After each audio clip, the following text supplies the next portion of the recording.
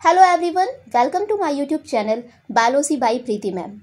तो आज की इस वीडियो में हम यूरिन फॉर्मेशन की प्रोसेस को समझेंगे कि हमारी बॉडी में यूरिन कैसे बनता है। जैसा कि लास्ट वीडियो में हमने किडनी की स्ट्रक्चर को समझा था और नेफ्रॉन के बारे में डिटेल में समझा था, तो आज हम यूरिन फॉर्मेशन की प्रोसेस को समझेंगे। देखिए, यूरिन फॉर्मेशन जो होता है इसमें 3 मेन स्टेजेस इन्वॉल्व होती हैं। First is glomerular filtration, second tubular reabsorption and third one is tubular secretion. तो जो ग्लोमेरुलर फिल्ट्रेशन होता है, it is initial stage where blood is filtered in the glomerulus of the kidney. मैंने आपको जब nephron का स्ट्रक्चर समझाया था तो वहाँ पे मैंने आपको ग्लोमेरुलस का स्ट्रक्चर भी बताया था।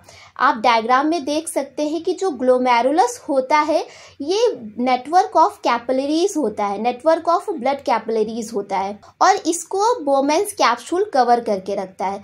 तो इसी ग्लोमेरुलस में ब्लड का फिल्ट्रेशन होता है।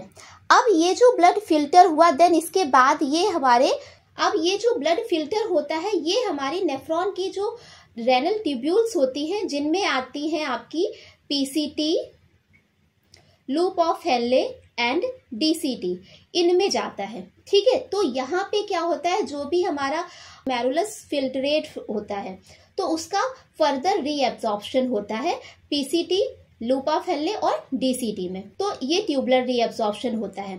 ठीक है, तो reabsorption of useful substance, water, glucose, ions from the filtrate back into the blood capillaries. ठीक है, यानी कि जो ग्लोमेरुलर फिल्ट्रेशन होता है इसमें क्या होता है, जो ग्लोमेरुलस होता है तो ये पूरी तरीके से ब्लड को फिल्टर कर देता है एक्सेप्ट प्लाज्मा प्रोटीन।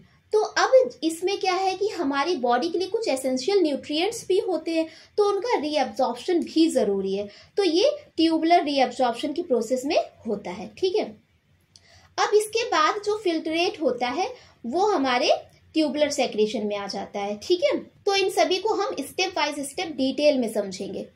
तो सबसे पहले हम समझेंगे ग्लोमेरुलर फिल्ट्रेशन के बारे में। तो देखिए, each kidney contains over 1 million टिनी structure called nephron. मैंने आपको ऑलरेडी बताया हुआ है कि किडनी में मिलियंस ऑफ स्ट्रक्चर होते हैं जिनको हम कहते हैं नेफ्रॉन।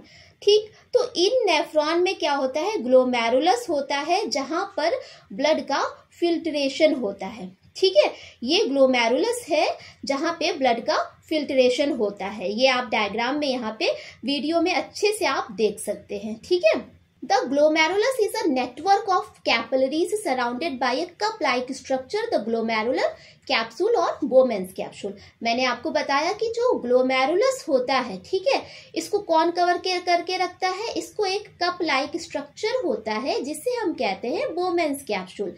ये बोमेन्स कैप्सूल इस ग्लोमेरुलस को कवर करके रखता है। ठीक है, नेक्स्ट देखते हैं हम इसमें इसकी प्रोसेस को।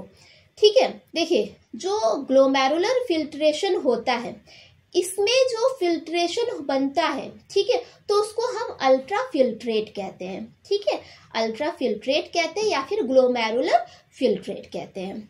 इसकी प्रोसेस को समझते हैं कि ये आखिर होता कैसे है। तो देखिए, जो ब्लड होता है, the blood passes into the capillaries with high pressure and gets filtered across the thin capillaries wall। जो हमारा ब्लड होता है ये हाई प्रेशर के साथ हमारी ये कैपिलरीज में पहुंचता है। अब देखिए होता क्या है, जो बोमेन्स कैप्सूल होता है, ठीक है, ये हमारा बोमेन्स कैप्सूल है। ठीक है, और इसके अंदर है ग्लोमेरुलस। तो इन दोनों के बीच में क्या होती है, कुछ मेम्ब्रेन पाई जाती है।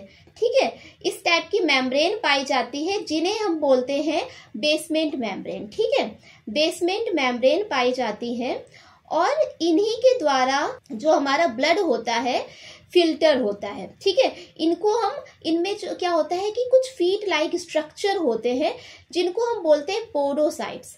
और पोडोसाइट्स जो होती हैं ये इसी मेम्ब्रेन के द्वारा क्या होता है, हमारा ब्लड फिल्टर होता है। ठीक है, everything except the blood cells and protein are filtered into the capsular space of the Bowman's capsule। यानी कि प्रोटीन और ब्लड सेल्स को छोड़ के बाकी सारा कुछ इसमें फिल्टर आउट हो जाता है। ठीक है, जो बोमेंस कैप्सूल और ग्लोमेरुलस के बीच में जो भी मेम्ब्रेन होती है, ठीक है, तो इनसे ये फिल्टर हो जाता है।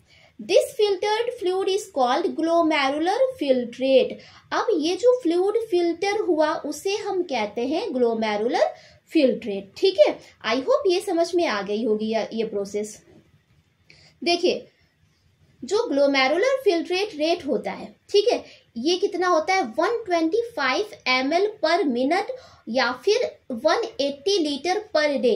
यानी कि हमारी बॉडी में जो ग्लोमेरुलर फिल्ट्रेशन रेट होती है वो होती है 125 ml पर मिनट। यानी कि हर एक मिनट में 125 ml ब्लड ये फिल्टर होता है। ठीक है, और यही अगर हम बात करें पर डे की, वो 180 लीटर होता है। ठीक है, तो इस पॉइंट को आपको ध्यान रखना है कि जो ग्लोमेरुलर फिल्ट्रेशन रेट होती है वो कितनी होती है, वो 125 ml पर मिनट या फिर 180 लीटर पर डे होता है। ठीक है, इतना ये फिल्टर होता है, लेकिन लास्ट में जो यूरिन बनती है वो हमारी अप्रॉक्स 1 से 1.5 लीटर बनती है। ठीक है, 1 से 1.5 लीटर यूरिन बनती है। ठीक, नाउ नेक्स्ट स्टेप है हमारा ट्यूबुलर रीएब्जॉर्प्शन। अब देखिए, ट्यूबुलर रीएब्जॉर्प्शन को हम सेलेक्टिव रीएब्जॉर्प्शन भी कहते हैं। क्यों कहते हैं? क्योंकि जो हमारा ग्लोमेरुलर फिल्ट्रेशन होता है, इसमें क्या होता है, हमारे ब्लड में सारी चीजें सब फिल्टर आउट हो जाती है एक्सेप्ट प्लाज्मा प्रोटीन। ठीक है, तो होता क्या है, during glomerular filtration all substances except blood cells and proteins are passed through the capillaries at high pressure. ठीक है, जो भी ग्लोमेरुलर फिल्ट्रेशन होता है ये कैपिलरीज के द्वारा ये हाई प्रेशर से पहुंचता है फर्दर आगे। अब देखो होता क्या है, ये हमारा यहाँ पर ग्लोमेरुलस में फिल्ट्रेशन हुआ।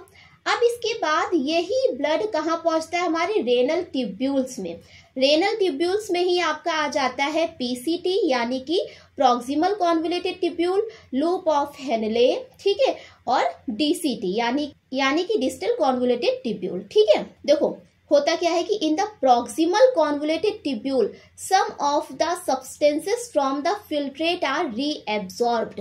अब ये जो हमारा पीसीटी है, ठीक है, जो पीसीटी है ये हमारा पीसीटी है, तो इस पीसीटी में क्या हो जाता है, हमारे कुछ सब्सटेंसेस रीअब्सॉर्ब हो जाते हैं, जैसे कि वाटर, इलेक्ट्रोलाइट्स और ग्लूकोज। ठीक, अब एक चीज और आपको यहाँ पे ध्यान रखनी है कि जो प्रॉक्सिमल कॉन्वोल्यूटेड ट्यूब्यूल होता है यहाँ पर सबसे ज्यादा रीअब्सॉर्प्शन होता है। आपसे एग्जाम में कई बार पूछा जाता है कि ट्यूबुलर रीअब्जॉर्प्शन में कौन सा ऐसा प्लेस है जहां पर सबसे ज्यादा रीअब्जॉर्प्शन होता है, तो your answer should be proximal convoluted tubule. ठीक, देन इसके बाद ये फिल्ट्रेशन कहाँ पहुंचता है, हमारा लूप ऑफ हेनले में। ठीक है, तो ये आपका लूप ऑफ हेनले है। ठीक है, ये यहाँ पे आप पहुंचा लूप ऑफ हेनले में, ये लूप ऑफ हेनले में आया, तो लूप ऑफ हेनले में जो पहुंचता है, ठीक है, अब देखिए जो रिमेनिंग फिल्ट्रेट होता है लूप ऑफ हेनले में पहुंचा। अब यहाँ पर पहुंचने के बाद इसमें भी कुछ ऐसे न्यूट्रिएंट्स होंगे जो हमारी बॉडी के लिए जरूरी है, तो उनका भी यहाँ पर रीअब्सॉर्प्शन हो जाता है, जैसे कि sodium chloride, potassium, glucose, amino acids and bicarbonates and 75% of water. ठीक है, तो इन सभी का रीअब्सॉर्प्शन कहाँ होता है, लूप ऑफ हेनले में होता है।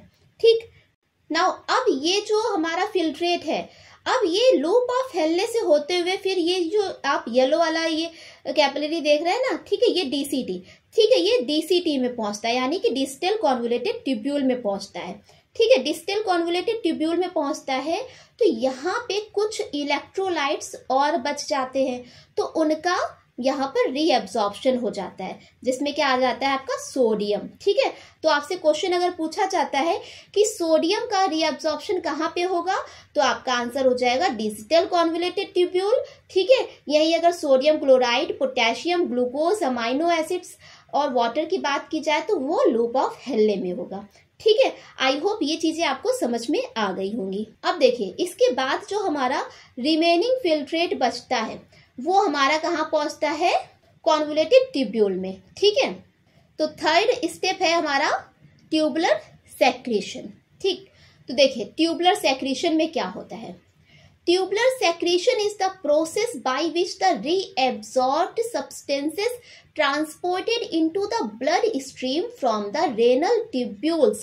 यानी कि जो ट्यूबुलर सेक्रीशन की प्रोसेस होती है, इसमें क्या होता है कि जो भी हमारा रीएब्सॉर्ब्ड सब्सटेंस होता है रेनल ट्यूब्यूल्स से होते हुए ये हमारा ब्लड स्ट्रीम में पहुंच जाता है। ठीक है, यानी कि हमारे ब्लड में जो भी रीएब्सॉर्ब्ड सब्सटेंस होते हैं वो हमारे ब्लड में पहुंच जाते हैं। ठीक, during secretion some substances such as hydrogen ion, creatinine and drugs are removed from the blood through the peritubular capillary network into the collecting duct। अब देखो क्या होता है, जब सेक्रीशन होता है, ठीक है, कुछ सब्सटेंसेस का सेक्रीशन होता है जैसे हाइड्रोजन आयन, क्रिएटिनिन और ड्रग्स, इनको रिमूव कर दिया जाता है ब्लड से। किसके द्वारा? Through the peritubular capillary network into the collecting duct. Collecting duct में जो पेरिट्यूबुलर कैपिलरी नेटवर्क होता है उसके द्वारा इन्हें रिमूव कर दिया जाता है, क्योंकि ये सब्सटेंस कुछ हानिकारक होते हैं। ठीक है, तो नाउ जो फाइनल प्रोडक्ट हमारा बनता है वो होता है हमारा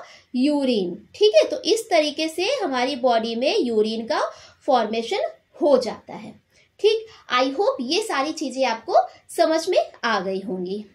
देखिए, अब हम इसकी एक थोड़ा सा समरी और देख लेते हैं कि कैसे ये प्रोसेस हुई। देखिए, सबसे पहले तो हमारा ग्लोमेरुलस में ब्लड फिल्टर हुआ। ठीक है, ग्लोमेरुलस में क्या हुआ, हमारा ब्लड फिल्टर हुआ एक्सेप्ट प्लाज्मा प्रोटीन, क्योंकि जो प्लाज्मा प्रोटीन होती है, ठीक है, इसके साइज ज्यादा बड़े होते हैं, तो इसलिए ये जो हमारी बेसमेंट मेम्ब्रेन होती है तो इसको पास आउट करके बाहर नहीं आ पाते हैं। ठीक है, देन इसके बाद ये तो हो गया हमारा ग्लोमेरुलस फिल्ट्रेशन।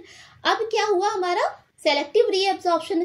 तो सेलेक्टिव रीएब्जॉर्प्शन में क्या होगा, अब ये जो फिल्ट्रेशन है हमारा, ठीक है, ये हमारा पहुंचता है पीसीटी में। ठीक है, यानी कि प्रॉक्सिमल कॉन्वोल्यूटेड ट्यूब्यूल में। यहाँ पे क्या होता है कि कुछ आयन, वाटर और न्यूट्रिएंट्स का रीएब्जॉर्प्शन हो जाता है। ठीक है, और कुछ टॉक्सिन्स रिमूव हो जाते हैं। ठीक, नाउ ये तो पीसीटी में पहुंचा। ठीक है, इसके बाद ये फिल्ट्रेशन कहाँ पहुंचेगा, ये पहुंचता है हमारा डिसेंडिंग लूप ऑफ हेनले में। ठीक है, लूप ऑफ हेनले में पहुंचता है। ठीक है, तो यहाँ पे भी बाकी चीजों का फिल्ट्रेशन हो जाएगा। ठीक, देन इसके बाद ये पहुंचता है हमारा असेंडिंग लूप ऑफ हेनले में, क्योंकि जो लूप ऑफ हेनले होता है, ठीक है, मैंने आपको बताया था कि जो लूप ऑफ हेनले होता है इसमें 2 पार्ट होते हैं, एक असेंडिंग लूप ऑफ हेनले, ठीक है, और एक डिसेंडिंग लूप ऑफ हेनले। ठीक है, देन इसके बाद असेंडिंग लूप ऑफ हेनले से होते हुए ये पहुंचता है हमारा डिजिटल ट्यूब्यूल्स में। ठीक है, देन इसके बाद ये पहुंचता है कलेक्टिंग डक्ट में, और यहाँ पे फाइनली हमारी यूरिन का प्रोडक्शन हो जाता है। ठीक है, यूरिन बन जाती है। इस तरीके से ये प्रोसेस होती है।